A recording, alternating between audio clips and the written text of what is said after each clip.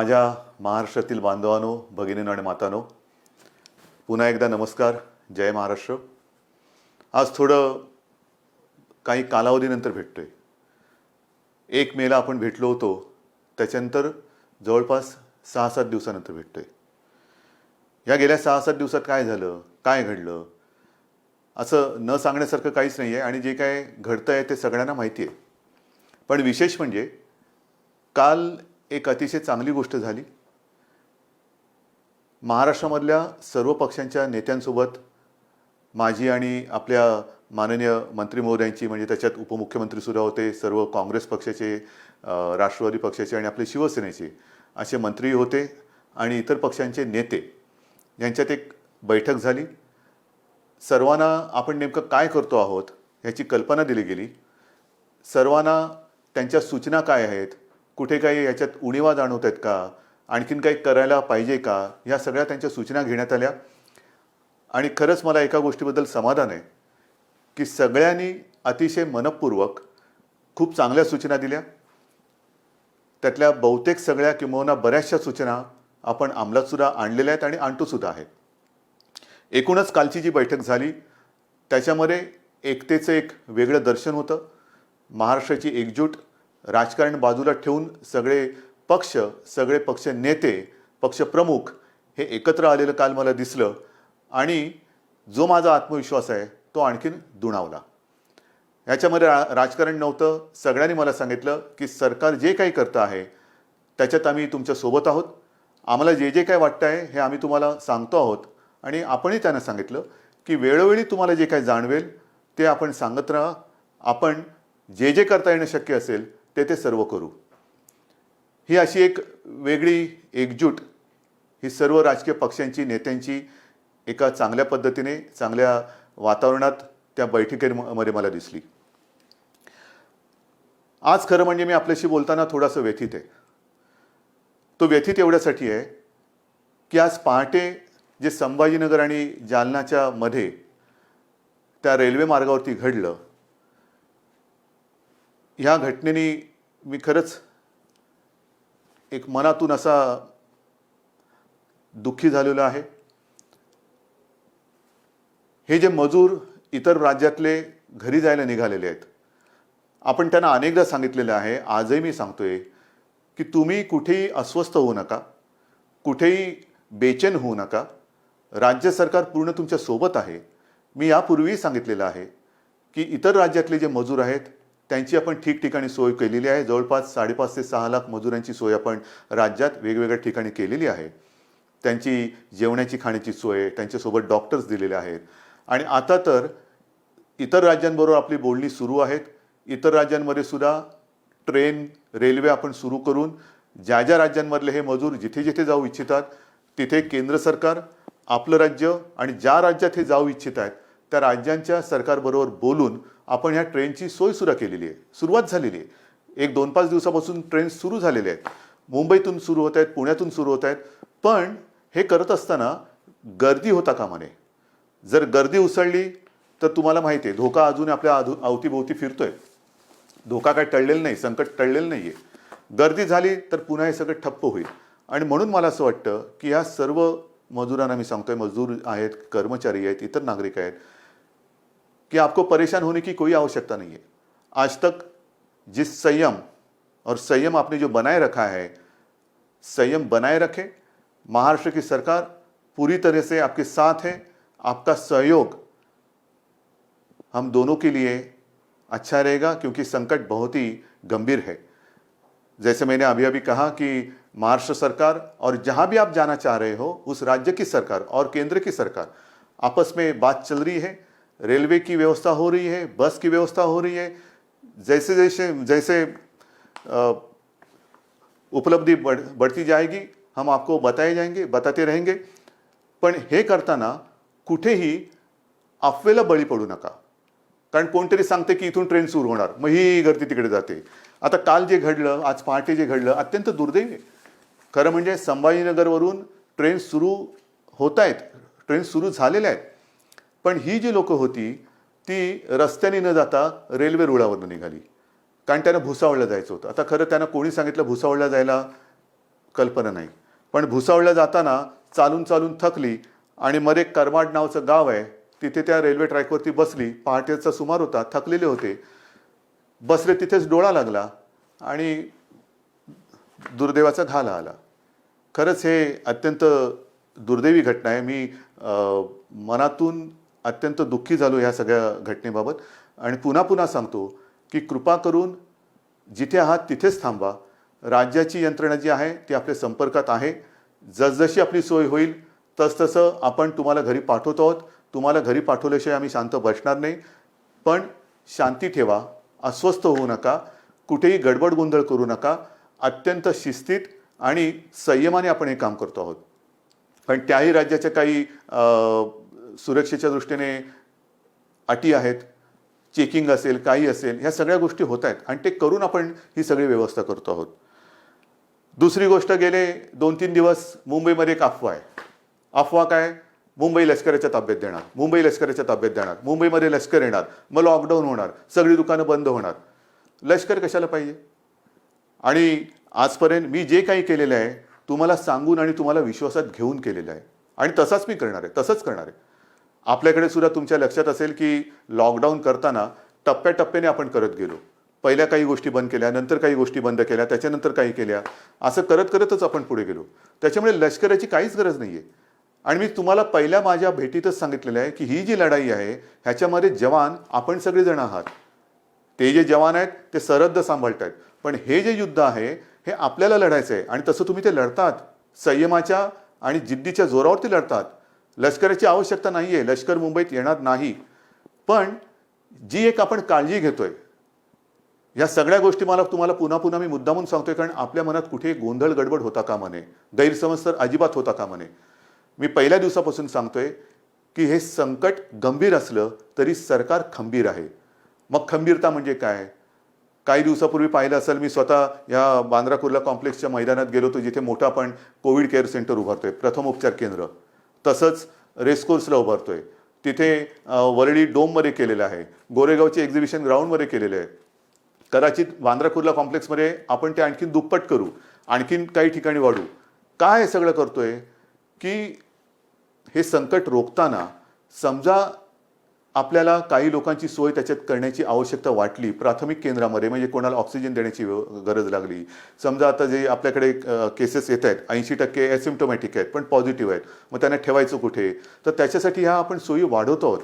पण हे वाढवताना पुढचा पावसाळासुद्धा लक्षात घेतला पाहिजे. समजा पाऊस पडला, मुंबईचा पाऊस तुम्हाला माहिती आहे, त्रेधा तिरपीट उडवतो, मग त्यावेळेला काय करणार? हॉस्पिटल्स कमी पडता कामा नये.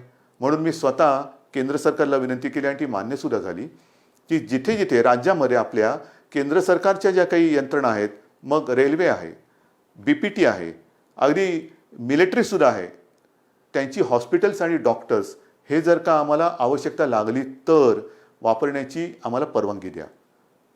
हे करणं काही गैर नाही आहे, कारण पुढचा धोका आपल्याला उद्भवणार नाही. पण जर का आवश्यकता लागली तर त्या हॉस्पिटलची आणि डॉक्टर्सची व्यवस्था ही त्यांना आधी सांगून ठेवलेली बरी, की जेणेकरून नंतर धावपळ नको. आणि त्याच पद्धतीने आणखीन एक माझ्या मनात विचार आहे, कारण आता सगळ्या यंत्रणा आपल्या प्रचंड तणावाखाली काम करत आहेत. डॉक्टर्स आहेत, नर्सेस आहेत, आपले सफाई कामगार आहेत, आपली महसूल यंत्रणा आहे, पोलीस तर आहेतच. पोलीस तर पाऱ्यावरती राहून राहून राहून तणावाखाली थकून जात आहेत, काही आजारी पडत आहेत, काही पोलीस तर बिचारे मृत्युमुखी पडले, आपल्यासाठी लढताना मृत्युमुखी पडले, आपल्यासाठी लढताना ते आजारी पडत आहेत. तणावाखाली त्यांना विश्रांती घ्यायला एक क्षणभर सुद्धा मिळत नाही आहे. त्यांना सुद्धा थकवा आहे. माणसं आहेत ही, डॉक्टरसुद्धा माणसं आहेत, पोलीससुद्धा माणसं आहेत. आजारी पडल्यानंतरच बाजूला करणं हा क्रूरपणा ठरेल. त्यांना सुद्धा मध्ये मध्ये कुठेतरी एक विश्रांती देण्याची गरज आहे. आणि त्याच्यासाठी माझ्या मनात एक विचार आहे, तोही आत्ता आपल्याला सांगतो, पण ह्याचा लगेच चुकीचा अर्थ लावू नका. माझ्या मनात असा विचार आहे की केंद्र सरकारला मला सांगायचं आहे की जर का अधिकचं मनुष्यबळ लागलं, ह्या पोलिसांना आम्हाला थोडी विश्रांती देण्याची आवश्यकता लागली, तर काही दिवस पोलिसांना टप्प्याटप्प्याने विश्रांती देऊन त्यांना पुन्हा आणायचं, यांना टप्प्याने विश्रांती द्यायची, पुन्हा आणायचं. समजा काही पोलीस आजारी पडलेत, त्यांना निदान बरे होण्याची तरी वेळ दिली पाहिजे, बरं झाल्यानंतर त्यांच्यातला थकवा तर गेला पाहिजे. तर तोपर्यंत जर अधिकचं मनुष्यबळ लागलं तर ते केंद्र सरकारकडे आपण कदाचित मागणी करू. मग ते मागितल्यानंतर लोक म्हणजे काही जण काय म्हणतील, बघा यांनी लष्कर बोलवलं. लष्कर नाही, पोलिसांच्या बद्दल जर का त्यांचा थकवा किंवा ना त्यांना विश्रांती देण्यासाठी मनुष्यबळ लागलं तर त्याची आपण मागणी करणार आहोत. म्हणून सगळ्या बाजूने आपण तयारी करतो आहोत. हॉस्पिटलची सोय करतोय, डॉक्टर्सची सोय करतो आहोत, पोलीस लागले तर त्यांची सोय करतो आहोत. पण हे करताना तुमच्या मनात कुठेही भीती किंवा गैरसमज असता कामा नये, म्हणून हे मी मुद्दामून तुम्हाला आज सांगतो आहे. या सगळ्या गोष्टी करत असताना आणखीन एक महत्त्वाचा विषय आहे, परप्रांतीय मजुरांना आपण पाठवतो आहोत. तसंच त्या राज्यात आपली जी काही मजूर असतील त्यांना आपण परत आणतो आहोत. ट्रेननी येतील, ट्रेननी जातील, काही वेळेला बसेस, जसं कोट्याचे विद्यार्थी आपण बसेस पाठवून त्यांना घेऊन आलो. इतर राज्यात काही आपले विद्यार्थी आहेत त्यांना आपण घेऊन येणार आहोत. काही ठिकाणी तर राज्यांतर्गत विद्यार्थी कुठे कुठे अडकलेले आहेत. राज्यांतर्गत वाहतुकीचं काय, तुम्ही बाहेरच्या लोकांना पाठवताय, बाहेरच्या लोकांना आणतात, मग राज्यातल्या राज्यात आमचं काय, या सगळ्या गोष्टी आपण करणार आहोत. पण ह्या करताना सुद्धा मोजून मापून आपल्याला करावे लागणार आहेत. मोजून मापून. आपण गेल्या वेळेलाच मी सांगितलं होतं की आपल्या राज्यात रेड झोन, ऑरेंज झोन आणि ग्रीन झोन असे 3 झोन केलेले आहेत. त्याच्यात ग्रीन झोनमध्ये आपण जरा शिथिलता जास्त दिलेली आहे, ऑरेंज झोनमध्ये त्या प्रमाणात शिथिलता दिलेली नाही, आणि रेड झोनमध्ये त्यातल्या त्यात कंटेनमेंट झोन एरियामध्ये तर बिलकुल आपण शिथिलता आणत नाही आहोत, अजिबात नाही. कारण कंटेनमेंट झोन, रेड झोन इथे अजूनही आपल्याला या केसेस सापडत आहेत. विशेषतः मुंबईत आहेत, संभाजीनगर आहे, पुणे आहे, मालेगाव आहे, नागपूरमध्ये काही विभागात आहेत, अशा काही ठिकाणी आहेत. इकडे ये जा करता येणार नाहीये. कारण ही ये जा जर का आपण सुरू केली मग इतके दिवस हे बंद ठेवून उपयोग करायचा. हा लॉकडाऊन सगळा फुकटच आहे. लॉकडाऊन म्हणजे मी मागेच बोललो होतो की गतिरोधक आहे. गतिरोधक. आजपर्यंत आपण याची गती रोखण्यामध्ये यश जरूर मिळवलेलं आहे, पण अजूनही चेन तोडण्यामध्ये आपल्याला यश नाही मिळालेलं. त्यांची जी साखळी आहे, त्या विषाणूची साखळी तोडण्यात अजून आपल्याला यश नाही मिळालेलं. ते आता तोडायचंच आहे. ते तोडल्याशिवाय तर राहायचंच नाही. कारण नाहीतर किती दिवस चालू राहणार. लॉकडाऊनचं काय होणार, 17 तारखेपर्यंत लॉकडाऊन आहे, पुढे काय होणार, किती दिवस आपण वाढवत राहणार. म्हणून आपला आता हा प्रयत्न असा असला पाहिजे की एकदाच काय ते आपण कडक ही सगळी बंधनं पाळूया आणि या विषाणूचा संसर्ग, ह्याचा जो काय प्रसार आहे तो कायमचा संपवूया. त्याच्यासाठी आता आपल्याला तयारी करायची. आणि हे करत असताना आता परदेशातून जी आपली लोक आहेत ती यायला सुरुवात होतील. काही ठिकाणी इतर देशात सुद्धा आपली लोक अडकलेली आहेत, काही विद्यार्थी अडकलेले आहेत. ते विमानाने त्यांची ये जा सुरू होईल, त्यांना पुन्हा क्वारंटाईन करावं लागेल. ह्या थोडंसं हे जेवढी आपण शिथिलता आणू तेवढी आपली जबाबदारी पण वाढते आहे. ती जबाबदारी पूर्ण ताकदीने आपल्याला पेलावी लागणार आहे. आणि म्हणून आपल्याला जी मी विनंती करतो आहे की आपलं जे सहकार्य आजपर्यंत तुम्ही दिलेलं आहात तेच यापुढे सुद्धा काही दिवसासाठी हे आपल्या सरकारला तुमच्यासाठी लागणार आहे. मग कोणीतरी मध्ये सांगतं की मुंबईमधल्या टेस्ट कमी करणार का? अजिबात नाही आहे. आजपर्यंत मी इतर राज्यांची तुलना नाही करत, पण गेल्याही वेळेला आकडा सांगितलेला तुम्हाला, 1.5-2 लाखाच्या आसपास महाराष्ट्राने टेस्ट केलेले आहेत. एकट्या मुंबईने लाखाच्या वरती टेस्ट केलेले आहेत. टेस्ट कुठेही कमी नाही होणार, अजिबात नाही होणार. जिथे जिथे आवश्यकता आहे तिथे टेस्ट ह्या चालू राहतीलच. मुंबईमध्ये मुंबई महापालिका, खाजगी जी रुग्णालय आहेत, ते डॉक्टर्स आहेत, फक्त त्याच्यामध्ये एक सुसंगती पाहिजे, एक वाक्यता पाहिजे. कोणी उठला आणि टेस्ट करून आला तसं नाही आहे. मी तर तुम्हाला पुन्हा एकदा विनंती करतो आहे, कारण जो काही मृत्यूदर आहे त्या मृत्यूदरामध्ये आपण बघितलं काही केसेस अशा आहेत की शेवटच्या टप्प्यात आपल्याकडे येत आहेत. शेवटच्या टप्प्यात म्हणजे सगळं काही उपचाराच्या पलीकडे गेलेलं असतं तेव्हा ते येत आहे आणि तिथे आपण काहीच करू शकत नाही. काही वेळेला तर असं होतं की एखादा रुग्ण आला तर त्याचा रिपोर्ट, टेस्टचा रिपोर्ट येण्याच्या आधी त्याचा मृत्यू होतो. आणि म्हणून मी वारंवार सांगतोय की जर कोणाला सर्दी, खोकला, ताप यासारखी लक्षणं आढळली तर तुम्ही न घाबरता, न डगमगता आपली फिवर क्लिनिक्स आहेत, आपले डॉक्टर्स आहेत, त्यांच्याकडे या, स्वतःहून या. आपण तर घरोघरी जाऊन चेकिंग तर करतोच आहोत, विचारपूस करतो आहोत. पण जर ज्यांना कोणाला ही अशी लक्षणं आढळली आणि ते स्वतःहून पुढे आले तर पुढचा जो काही उपचार आहे तो करणं हे सुलभ होईल. एक लक्षात घ्या, आजपर्यंत साधारणतः 18,000 पॉझिटिव्ह केसेस आपल्या महाराष्ट्रात आहेत. 18,000 आकडा मोठा आहे, पण जवळपास 3,2500 रुग्ण हे पूर्ण बरे होऊन घरी पण गेलेले आहेत. दुर्दैवाने काही मृत्यू झालेले आहेत, पण 3,2500 हाही आकडा बरंच काही सांगून जातो. आणि हा आकडा ज्यांना लक्षणं होती ती लक्षणं पूर्ण बरी होऊन, आणि काही जणांना लक्षणं नव्हती पण क्वारंटाईनमध्ये होते, त्यांचा तो काळ पूर्ण करून पुढची चाचणी निगेटिव्ह आल्यानंतर ते घरी गेलेले आहेत. हा रोजचा आकडा वाढत चाललेलाच आहे. घरी जाणारे, जसं रुग्णांची संख्या पॉझिटिव्हचा एक आकडा येतोय तसंच घरी जाणारे सुद्धा जात आहेत. त्यांचा तो क्वारंटाईनचा काळ, आयसोलेशनचा काळ, उपचाराचा कालावधी पूर्ण करून ते घरी सुद्धा जात आहेत. आज आणखीन एक माहिती मला मिळाली, जरा वेगळी माहिती. हा निसर्गाचा चमत्कार आहे. आपल्या इथे ह्या जेव्हापासून हा लॉकडाऊन वगैरे झाला त्यावेळेपासून काही ज्या महिला होत्या त्यांची प्रसूती झाली, त्याच्यापैकी काही ह्या कोविड पॉझिटिव्ह होत्या, कोविड पॉझिटिव्ह आहेत, पण त्यांची बाळं जी आहेत त्यांना कोविडची बाधा झालेली नाही. हा एक चमत्कार आहे. म्हणजे आईला कोविड पॉझिटिव्ह आहे पण बाळ हे निगेटिव्ह आहे, त्याला कोविड झालेलं नाही आहे, बाळ सुखरूप आहे, असाही चमत्कार आहे. आणि त्याच्यानंतर ते बाळ त्या आईसोबतच आहे. हा एक निसर्गाचा चमत्कार आहे. ह्या काही गोष्टी घडत आहेत. तर अशाही गोष्टी आहेत. ह्याच्यामध्ये खबरदारी घेणं हा एक महत्त्वाचा भाग आहे. त्याच्यानंतर काही वेळेला काही घटना घडतात, जसं काल एक आपण बघितलं असेल की हॉस्पिटलमध्ये गलथानपणा. नाही, अजिबात नाही चालणार, अजिबात चालणार नाही. मी माणुसकी समजू शकतो, माणुसकीचा धर्म समजू शकतो, पण त्याच्यामध्ये गलथानपणा अजिबात सहन केला जाणार नाही. जसं मी वारंवार सांगतो की पोलीस आणि डॉक्टर यांच्या रूपात देव आपल्यासोबत आहे. त्यांच्याशी कोणी हुज्जत घालू नका, त्यांच्यावरती हल्ले होता कामा नये. हल्ले केले तर कडक कारवाई होईल. तसंच डॉक्टर्स आणि यांनाही सांगतोय की हॉस्पिटलमध्ये गलथानपणा होता कामा नये, अजिबात नाही. काही मदत लागली, सरकारसोबत आहे, महापालिकासोबत आहे, गलथानपणा करायचा नाही. म्हणजे सगळं चांगलं चालू असताना कारवाई करण्याची वेळ आमच्यावरती आणू नका, कारवाई करू नका. तिकडे गलथानपणा आणि दप्तर दिरंगाईला अजिबात क्षमा केली जाणार नाही. कारण नाहीतर हे सगळं करतोय कोणासाठी?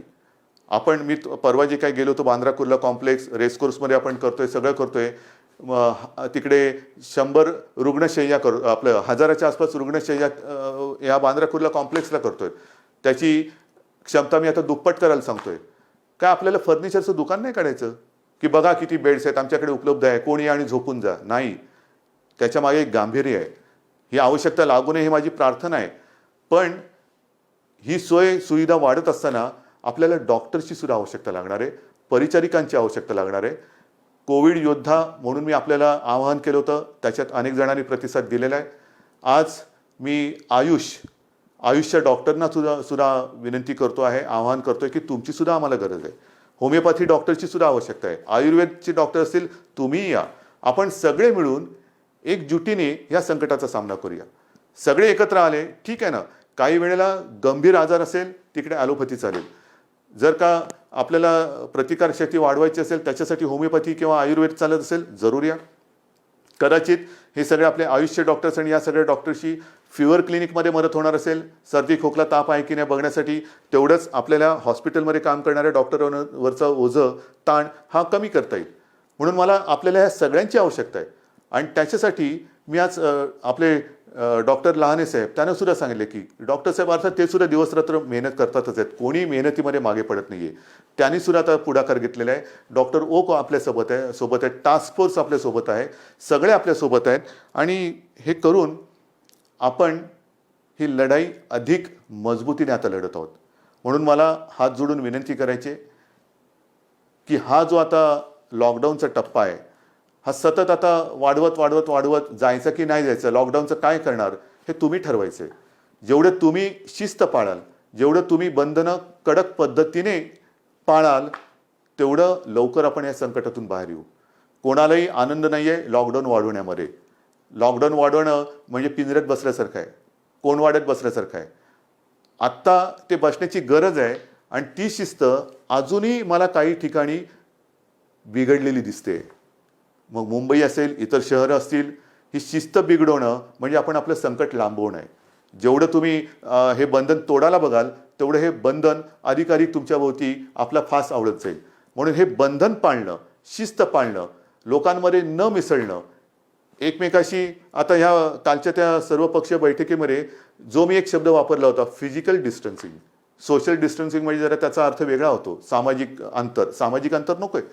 थोडंसं आपल्याला एकमेकापासून अंतरावरती राहणं, मग त्याला शब्द फिजिकल डिस्टन्सिंग म्हणायचं आहे किंवा आणखीन काय म्हणायचं आहे, काही म्हणा, पण ते अंतर ठेवून आपल्याला पुढचा काही काळ तरी तोंडाला मास्क लावून, हात सतत धूत राहून हा असा काही काळ आपल्याला काढावा लागेल. हे संकट अजूनही कोणाला अंदाज येत नाही आहे. काही जण आता म्हणायला लागलेत कोरोनाबरोबर जगा. कोरोनाबरोबर जगा म्हणजे कसं जगायचं? हे असं घरात राहून? हे नाही चालणार आपल्याला. आपला महाराष्ट्र, मी अनेकदा सांगतोय, मला लष्कराची अजिबात गरज नाही आहे, कारण हा शिवरायाचा महाराष्ट्र आहे. नुसते आपण बोलताना शाहू फुले, आंबेडकर, गाडगे महाराज यांची नावं घेऊन उपयोग नाही आहे. त्यांनी जे काय आपल्याला शिकवलेलं आहे, छत्रपती शिवाजी महाराजांनी सुद्धा आपल्याला लढायचं कसं हे शिकवलेलं आहे. आणि त्यांची परंपरा असलेला महाराष्ट्र, इथे मला लष्कराची आवश्यकता नाही. माझा प्रत्येक नागरिक हा जवान आहे, हा सैनिक आहे, आणि तो या लढाईमध्ये स्वतः लढून या विषाणूवरती मात केल्याशिवाय राहणार नाही. हा तुमच्याबरोबर माझा सुद्धा आत्मविश्वास आहे. म्हणून पुन्हा एकदा सगळ्यांना सहकार्याची विनंती करतो, धन्यवाद देतो. जय हिंद, जय महाराष्ट्र. राज्यातल्या आणि देशातल्या ताज्या घडामोडींसाठी आजच आमच्या YouTube चॅनलला सबस्क्राईब करा आणि बेल आयकॉनला क्लिक करा आणि बघत रहा ताज्या घडामोडी.